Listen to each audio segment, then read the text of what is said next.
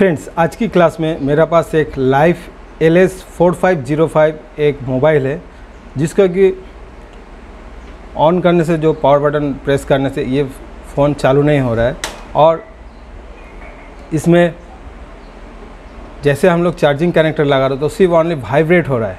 तो ये प्रॉब्लम क्यों हो रहा है इसके बारे में जानकारी दूंगा। तो hello friends, I am Shekhar Bade, you are watching technical classes channel. So without wasting time let's get started.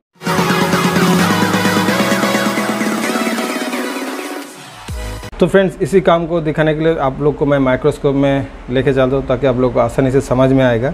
और इस सेट को मैं पहले से खोल के रखा, नहीं तो वीडियो काफ़ी बड़ा हो जाता है। ठीक है, तो फटाफट हम लोग इसका मदरबोर्ड को माइक्रोस्कोप में लेके आप लोग को समझाने का कोशिश करता हूँ।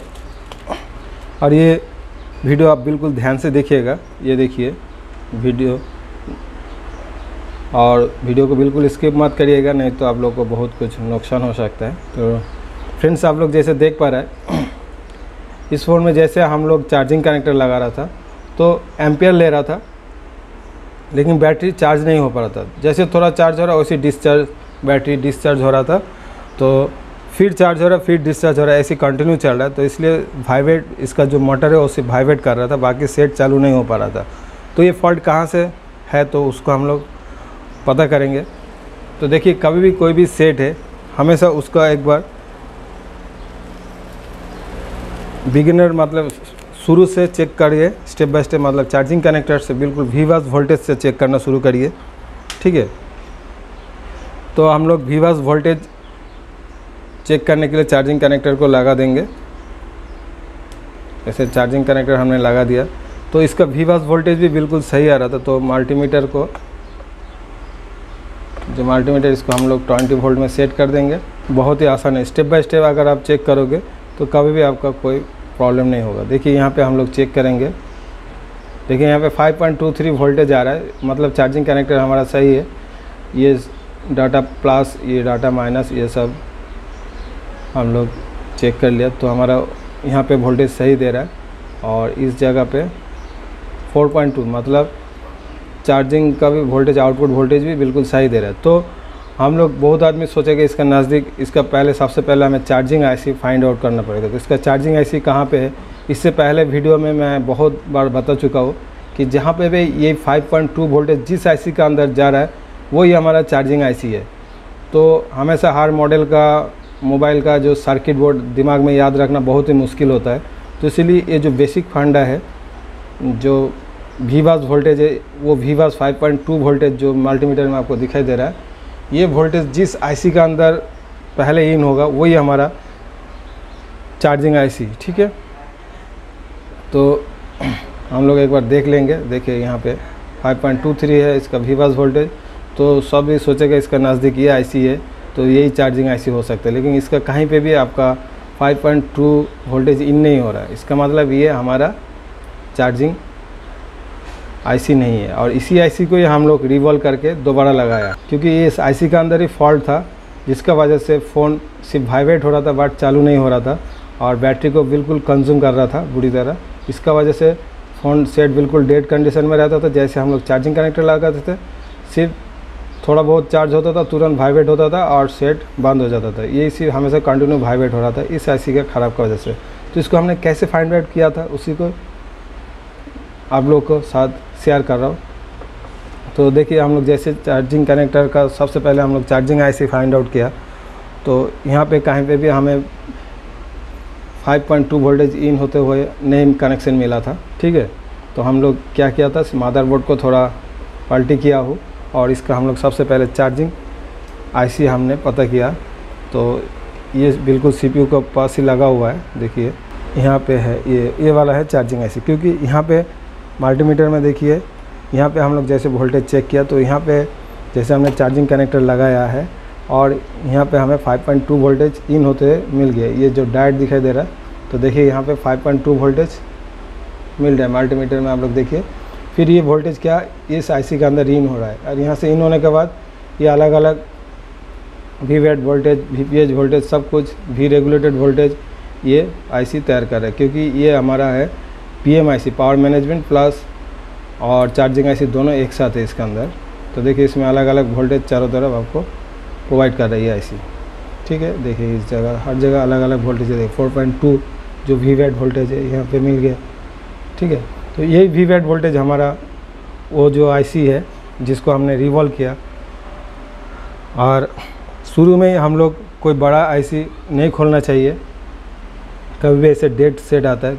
तो पहले आप लोग लाइट ड्राइवर आईसी, उसके बाद जो वाईफाई आईसी, ब्लूटूथ आईसी, उसके बाद FM आईसी, ये सब आईसी को एक बार चेंज करके या निकल के एक बार देखना चाहिए कि सेट चालू हो रहा है कि नहीं। तो जैसे हम लोग इस आईसी को निकाला था, ठीक है, तो हमारा सेट चालू हो गया था।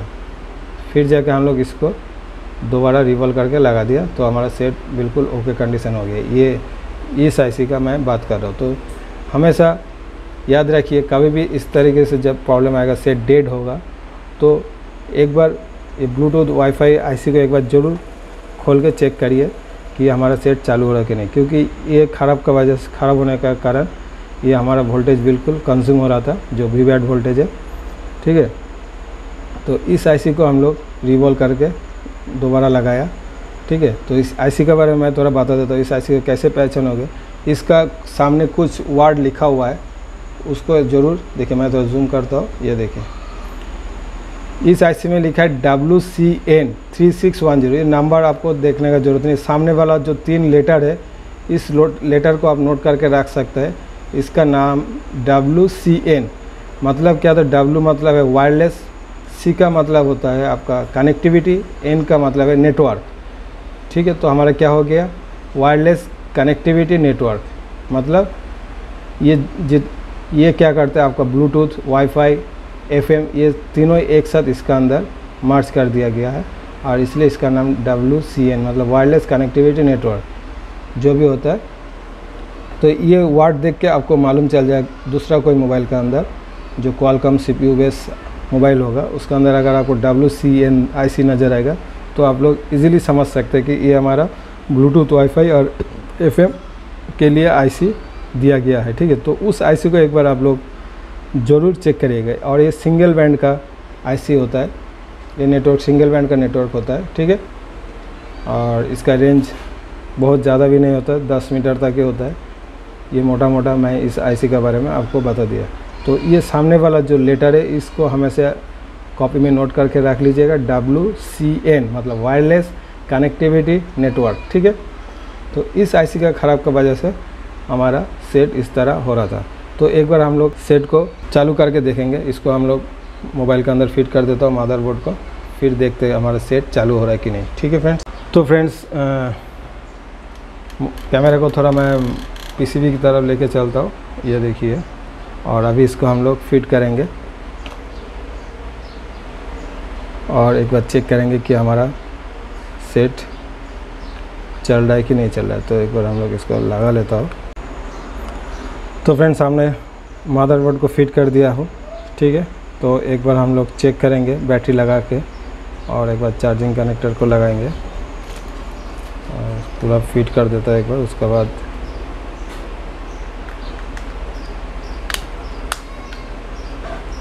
हम लोग देख पा रहे हैं। तो हर कोई इस काम को इजीली कर सकता है अगर स्टेप बाय स्टेप चेक करोगे। बिल्कुल शुरू से लेके चेक करना है, कभी भी मोबाइल इस तरह डेड आता है। ठीक है, तो एक बार हम लोग चेक करेंगे कनेक्टर लगा के, चार्जिंग कनेक्टर लगा के, कि हमारा डिस्प्ले में कुछ शो हो रहा है कि नहीं। उस टाइम कुछ भी नहीं दिखाई दे रहा था, तो हमने चार्जिंग कनेक्टर लगा दिया। ये देखिए एंड्रॉयड आ गया है, अभी देख रहा हूँ चार्ज हो रहा है कि नहीं। उस टाइम डिस्प्ले में कुछ भी नहीं शो हो रहा था। ये देखिए हमारा चार्ज भी शुरू हो गया। तो एक बार सेट को चालू करके देखेंगे। देखिए सेट को भी चालू करके देखिए सेट हमने पावर बटन ऑन कर दिया है।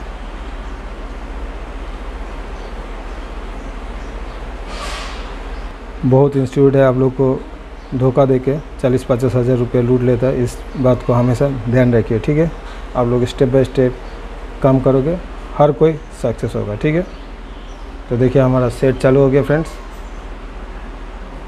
तो वीडियो काफ़ी बड़ा हो गया फ्रेंड्स, तो आज के लिए वीडियो इतना ही है। आप लोग खुश रहिए, फिर मिलेंगे नेक्स्ट वीडियो में। तब तक के लिए bye bye and take care.